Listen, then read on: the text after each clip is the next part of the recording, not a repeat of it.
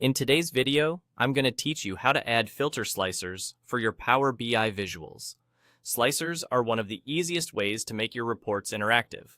Think of them as on-page filters that your viewers can click to instantly narrow down what they see. We'll walk through adding a slicer, connecting it to your data, and confirming that it filters the rest of your visuals automatically. Start on your report canvas and look to the Visualizations pane on the right. Click the slicer icon to add a new slicer to your page. You'll see an empty slicer appear on the canvas. You can position it where it makes sense and resize it so it's easy to read. Power BI offers different slicer styles, like list, dropdown, and even range-based options, so choose the one that matches how you want people to interact.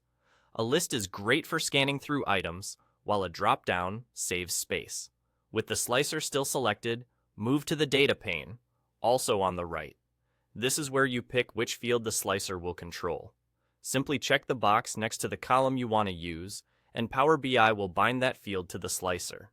If you prefer, you can drag the field directly onto the slicer on the canvas. Both methods do the same thing. For a clear example, let's add a filter by country.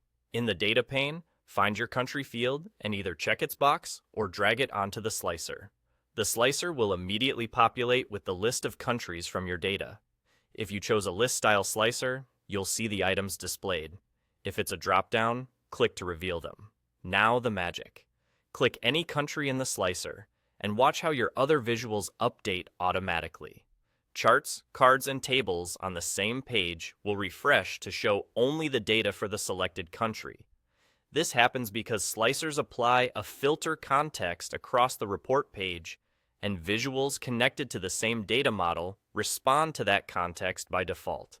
If your visuals share the same underlying model, they'll react in unison, creating a smooth, interactive experience. That's all it takes.